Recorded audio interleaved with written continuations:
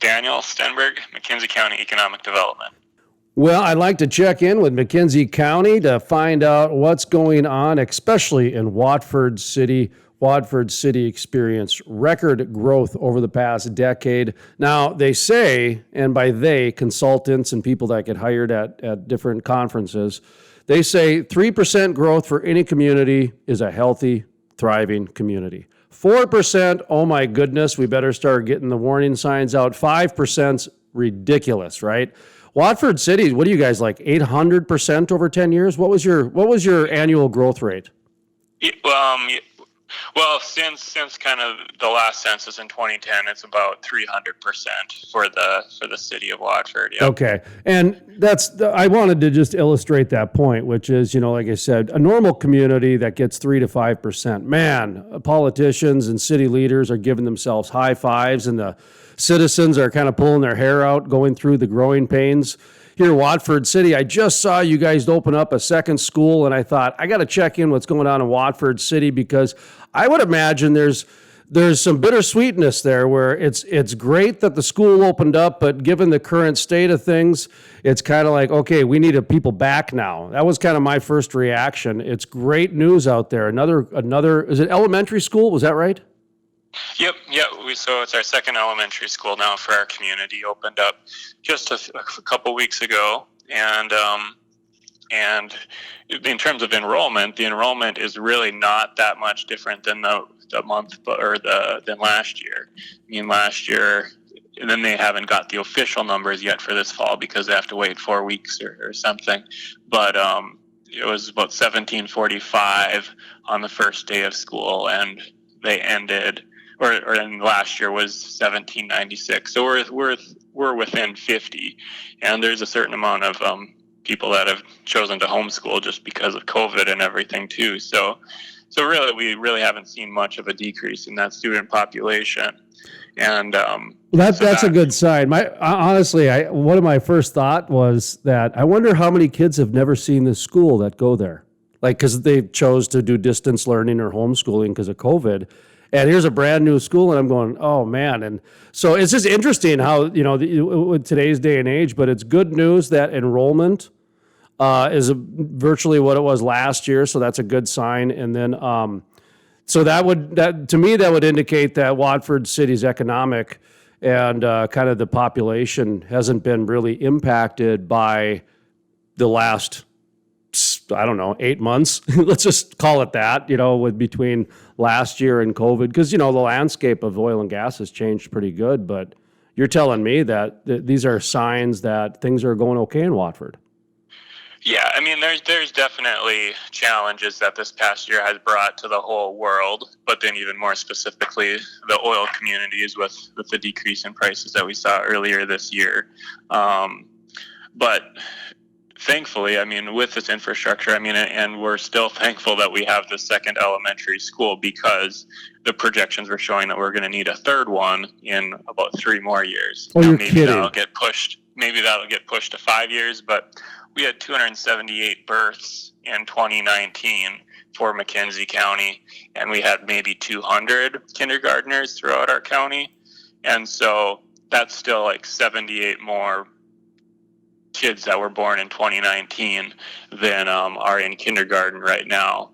And so as those projections kind of pull out, we're still going to be needing these facilities for our growth. And further along with that, we also did a housing program where we're going to be getting about 100 shovel-ready lots completed within the next couple of months here.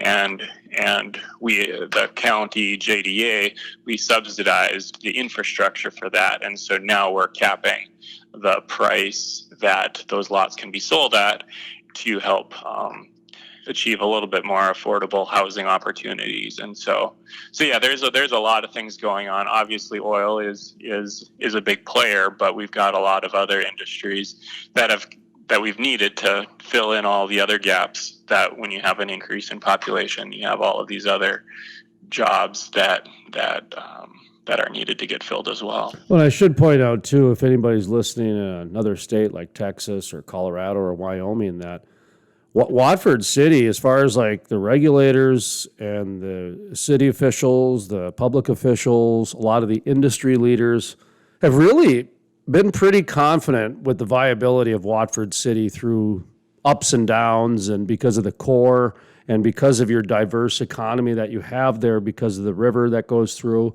and a number of different things, or the river that, there's some water by there, I should say. So you got some agriculture. That's a neat thing, that you have going on there, is that the housing program. I was going to ask you about that. It sounds like you guys are still offering the some sort of program for, is it single family homes? Is that right? Because you're really trying to encourage people to put some roots in. Yep. Yeah. No, we've actually got two different programs. The one that I mentioned was the shovel-ready lot project, and we got that awarded to 2 developers. But then we also have a second program that we call the housing development subsidy, where we for that's like what you said, single family housing.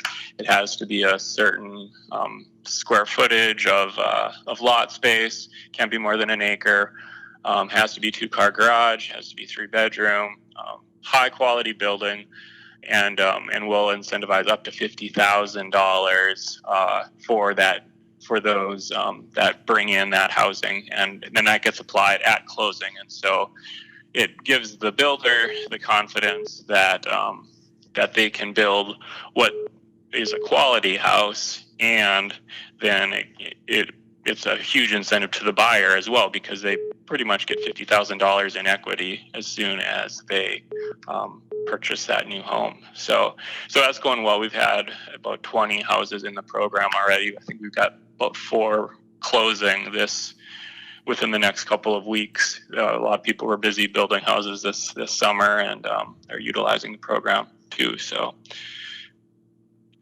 Well, I did want to bring up One Oak as well, because I wanted to bring up natural gas, and One Oak I know has a pretty good footprint in Watford City, and I can't remember what other companies have a pretty good footprint in Watford City in terms of employment, but is everything still looking pretty good when it comes to the natural gas in terms of just the gathering facilities, pipelines, et cetera? Because I've heard nothing but really good news going forward when it comes with natural gas.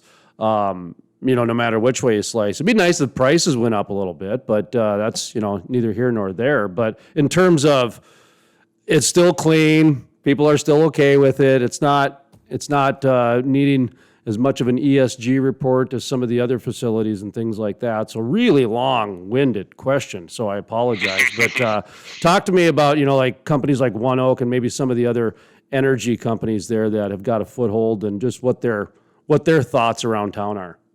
Yeah, no, those natural gas companies like One Oak and Crestwood, different ones. I mean, those people that are working there, those are career jobs that people come and you can do for 20 years. I mean, we're going to be having this natural gas being produced, and obviously with the regulations that we have with flaring, the companies are meeting them right now, which is great. But as soon as they bring more wells online, they'll continue to be need for all the associated natural gas to get processed. And so, yeah, we're super thankful for those types of companies. Obviously, like drilling rig jobs, those are more much more affected by the price of oil and the number of drilling rigs that are being drilled. But on the production side of things, those are the more stable jobs, and that's it seems like that's really what our community has. A lot of the workers in our community that are in our school system and everything, they're more on the production side, the more stable type of jobs. How about some of the quality of life things going on? I know the COVID has probably impacted. I mean, I said a long time ago when COVID first started, over 50% of these restaurants may never open again because they're just, for a variety of reasons. And I really feel bad. And I've been to a few restaurants, Outlaws, for example, in Watford City. That's where Outlaws, right? Yep. Yeah. Places like that. So is in any quality of life places that want to give a plug out or a shout out, somebody listening, maybe if you want to go frequent, I don't know, a flower shop or something like that. I don't know. Just talk to me a little bit about the quality of life and what's going on because of COVID. Sure. Yeah, no, right on Watford City's Main Street in the next few weeks, there's going to be a new restaurant opening up called Slow Ride. We're excited about that. It's from the people that created Outlaws and Stoneholm and have the JL Beers franchise in Watford. And so they know what they're doing in terms of restauranteering, but it's a brand new concept for them. It's going to be last time I heard it, might be tableside guac and kind of a Mexican theme, in a pretty unique atmosphere right on Main Street. It's actually going to be in the old SNS building, the building that Brent Sanford ran his car dealership out of. They've transformed that building into a dental office, an architecture office, and now this last building, or the last tenant, is going to be the Slow Ride restaurant, which, like I said, should be opening in October 2020. So we're excited about that. But we've had, like you say, COVID is definitely throwing curveballs our way, but we've still had pretty good growth, both on, like I said, just kind of all the different opportunities that we have. I mean, we did have had some concerts canceled this fall, but the rodeos is still going on, different things like that, and so it's a wait and see approach. But hey, man, over here on the east, people are canceling everything. Schools canceling, masks are getting required. They're talking about taking mayors out if they don't, get masks on. So you guys still got some freedom, man. You guys are still kind of let freedom ring out there, which is kind of refreshing, So you don't need to apologize. Yeah, no, I lived in Washington, D.C. for 5 years, and I did love it out there. But during this time of the seasons that we're in, I'm so thankful to be in rural western North Dakota, where we've got some elbow room and some space to spread out. And, I think all of our residents, when we hear about, the lockdowns that folks have had and the unrest, it's kind of nice to just be like, okay, yep, nope. The bulls getting out of the pastures, is kind of some of the bigger deals that we have around here than kind of the unrest or the lockdowns that some of our bigger cities have had to deal with this past year. How far are you guys from Sidney, Montana? Because I was checking in with some people there, and boy, it seemed like they were having some pretty good success like you were. Some things were canceling, but if you were to do a pros and a cons or a net loss type thing, they were definitely on the gain side in terms of quality of life and just business and everything. So I don't know if you hear anything about what's going on in your neighboring communities or anything like that, but I just heard good things up in Sidney. It's I mean, I think it's also part of people's perspectives for some part of it anyway. Obviously, the field that you're in or the types of businesses that you have get affected differently. I mean, the grocery stores, I think, were affected positively because people had to cook more at home and things like that. It's definitely it's not a normal year, but we just have to look for the positives and try to mitigate the negatives as best we can. I mean, we've been through challenging times before in our county's history, and this is just another one of them. That on the other side, we'll hope to become all the more resilient on the other side. Well, anything we missed that we should mention about Watford City, McKenzie County, things happening there? Because there's two different home loan programs you have for single-family homes. Of course, there's restrictions as well, but if people want to know more information on the couple different programs, they can certainly reach out to you. You've got a weekly newsletter. It's weekly, every 2 weeks sometimes, I guess. Is it weekly? Monthly. Yeah. Okay. I've gotten like 3 this month. Oh, I don't know about that then. We'll see. I'm serious. I'm looking at it right now. September 10th, September 16th, and then September the Tuesday, whatever Tuesday was this week. Because I just did a search in my email, Watford, because I wanted to see what the events were. And I'm like, did they go? Because I remember it being monthly, and now, you did 4 times in August too, man. You're sending this. You are weekly. See, I didn't want I didn't want to corner you into anything, but at the same time, if I figured with COVID, who knows what people are doing now. So anyway, you guys have a newsletter that comes out once or twice or 3 or 4 times a month. What else? Yeah, no, it's if people want to learn more about the housing development subsidy, you just have to go to econdev.mckinseycounty.net and you click on housing, or just call me at 701-444-7419. We can get the details about that. But yeah, other than that, I mean, we're just thankful for, like I said, the space that we have to spread out, both in our towns, but then also we've got 500,000 acres of national grasslands. We've got Teddy Roosevelt National Park North Unit out here, and so it's a good place to either come visit or to live. So